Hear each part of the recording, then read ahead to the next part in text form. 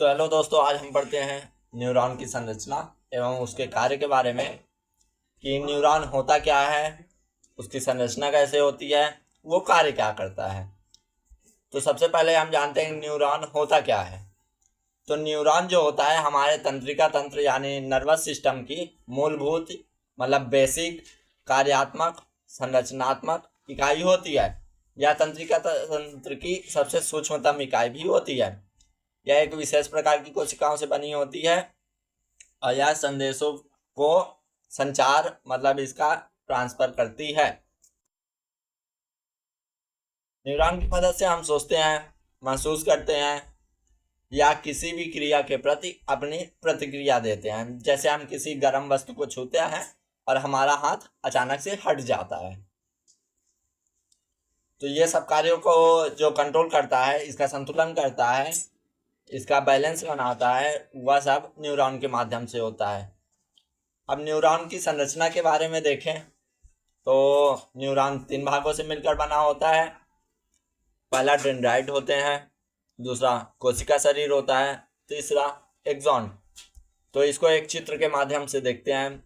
ये इमेज है, तो इसमें आप देख रहे होंगे कि डेंड्राइट जो होता है वो सबसे ऊपर का हिस्सा, जो कि एक शाखा पेड़ जैसे अपन ने देखा तो उसकी डालियां जैसे होती है ना, डालियां होती हैं उसके जैसे डेंड्राइट दिखता है। तो यहाँ पे देखते हैं डेंड्राइट ये हो गया। सेल बॉडी, सेल बॉडी जो होती है डेंड्राइट के नीचे होती है। इसमें एक न्यूक्लियस पाया जाता है जो पूरे न्यूरॉन को कंट्रोल करता है कि उसको क्या प्रतिक्रिया देनी है।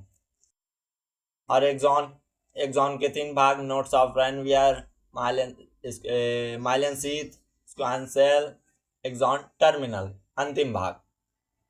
अब धीरे धीरे करके हम इनके बारे में पढ़ते हैं। तो सबसे पहले देखते हैं न्यूरॉन की संरचना। तो डेंड्राइट, कोशिका शरीर और एक्सॉन। अब इसके बाद देखते हैं डेंड्राइट। डेंड्राइट क्या होता है? डेंड्राइट जो होता है ये छोटी छोटी कोशिकाओं या शाखाओं जैसी संरचना होती है, जैसे पेड़ की डालियां होती हैं।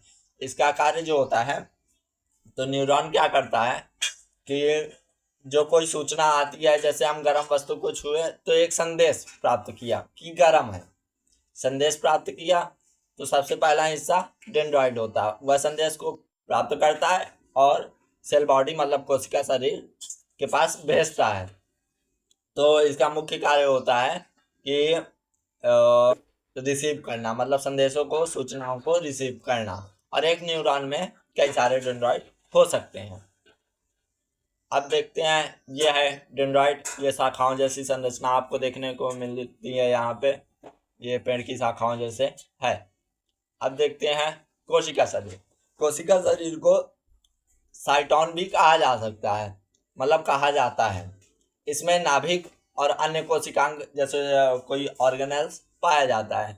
या नाभिक जो होता है न्यूरॉन का नियंत्रण केंद्र होता है, मतलब जो कुछ भी नियंत्रित होता है, जो कुछ प्रतिक्रिया करते हैं संदेशों का इधर से उधर संचार, वो सब न्यूरॉन नाभिक द्वारा नियंत्रित होता है। और सेल बॉडी जो होती है, न्यूरॉन का शरीर जो होता है, साइटोन जो होता है, वहाँ पे संदेशों की प्रोसेसिंग होती है। अब फिर इसके बाद कोशिका शरीर के बाद ये कोशिका शरीर देखते हैं हम। ये कोशिका शरीर हो गया और यहाँ पे न्यूक्लियस, न्यूक्लियस पाया जाता जो सब कुछ कंट्रोल करता है। अब आता है एक्सॉन। एक्सॉन क्या होता है? यह लंबी पतली नली जैसी संरचना होती है। यह संदेशों को, जैसे संदेश सबसे पहले डेंड्राइट में आया, फिर उसके बाद सेल बॉडी में गया और सेल बॉडी से फिर संदेश क्या होता है, एक्सॉन में गया, तो एक्सॉन तक पहुंचा।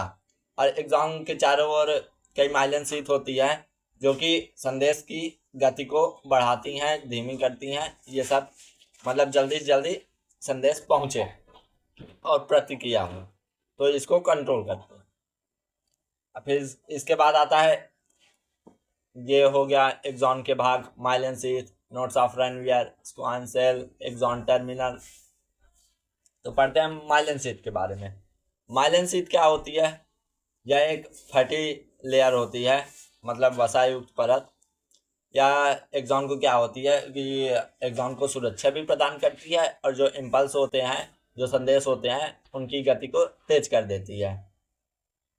अब ये रेनवियर नोड क्या होता है कि माइलन शीथ जो होती है, यहाँ पे देखें,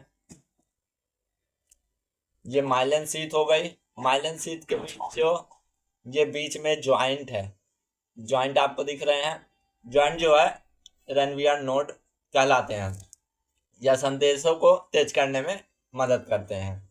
मतलब कि एक माइलन शीथ से दूसरे माइलन शीथ फिर ऐसे करके टर्मिनल तक पहुंचता है, तो उसकी गति को बढ़ा देते हैं रेनवियर के नोड। फिर उसके बाद अंतिम भाग आता है एक्सॉन का टर्मिनल।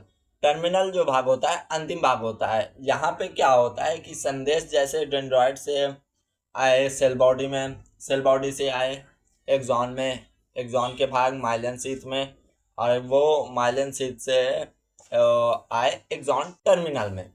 तो टर्मिनल में क्या होता है, टर्मिनल जो होता है अन्य न्यूरॉन के डेंड्राइट से जुड़ा होता है। तो क्या होता है कि जो संदेश आया टर्मिनल में, वो अन्य न्यूरॉन के डेंड्राइट में पहुंच गया या कोई मांसपेशियों तक पहुंच गया। तो एक्सॉन को क्या कहा जाता है, सूचना को मतलब एक्सॉन जो होता है सूचना को ट्रांसमिट करता है। अब देखते हैं, जैसे कि हमने संरचना के बारे में पढ़ लिया, अब देखते हैं कि न्यूरॉन के फंक्शंस क्या क्या होते हैं। तो सबसे पहले देखते हैं कि उत्तेजना को ग्रहण करता है जो डेंड्राइट होता है, बाहरी वातावरण या संकेतों को ग्रहण करता है। फिर उसके बाद होता है संदेश का संचरण। संदेश का संचरण मतलब एक दिशा में चलता रहता है डेंड्राइट, फिर सेल बॉडी, फिर ऐसे एक्सॉन के पास पहुंचता है, मतलब एक दिशा में ट्रांसमिशन होता है। फिर संदेश का स्थानांतरण, संदेश का स्थानांतरण में होता है कि सिनेप्स आता है, संदेश अगले न्यूरॉन और अंग तक रासायनिक पदार्थ मतलब न्यूरोट्रांसमीटर द्वारा जाते हैं। मतलब संदेश के ट्रांसफर में, स्थानांतरण में सिनेप्स बहुत आवश्यक होता है। अब देखते हैं न्यूरॉन कार्य कैसे करता है। कार्य तो देख लिया, संरचना देख ली, अब देखते हैं कैसे कार्य होता है। तो सबसे पहले क्या होता है कि यह उत्तेजना को प्राप्त करता है। जैसे हम किसी गर्म वस्तु को छुए तो वह एक स्टिमुलस प्राप्त हो गया, मतलब डेंड्राइट जो हमारा वो संकेत को या सूचना को ग्रहण कर लिया। फिर उसके बाद क्या होता है, संदेश का निर्माण होता है। डेंड्राइट से जो मिला संकेत होता है वो कोशिका शरीर तक पहुंचता है और वह उसको नर्व इम्पल्स में बदल दिया जाता है। और फिर उसके बाद होता है संकेतों का संचरण। संकेतों का संचरण नर्व इम्पल्स के माध्यम से संकेत जो है एक मतलब संचार होता है, उसका एक दिशा में संचार होता है कह सकते हैं, जैसे डेंड्राइट, फिर सेल बॉडी, फिर एक्सॉन। फिर उसके बाद आता है सिनेप्स पर स्थानांतरण। एक्सॉन के अंत में जो सिनेप्स भाग होता है उसमें संदेश सीधे नहीं घूमता, वह बल्कि न्यूरोट्रांसमीटर मतलब रासायनिक पदार्थों की मदद से अगले न्यूरॉन में भेज दिए जाते हैं। फिर उसके बाद क्या होता है कि जब संदेश अन्य मांसपेशियों या अंगों तक पहुंच गया तो शरीर उसकी प्रतिक्रिया देता है कि हमको कैसे रिएक्ट करना है। तो इसको एक उदाहरण से समझें। तो जैसे हमने एक कोई गर्म वस्तु को छुआ तो डेंड्राइट ने संकेत दिया, संकेत क्या हुआ, दिमाग तक पहुंचा, दिमाग ने उसको एक आदेश दिया कि आपको ऐसे रिएक्ट करना है, आपको हाथ हटाना है, तो हाथ हम तुरंत हटा लिए। Thank you.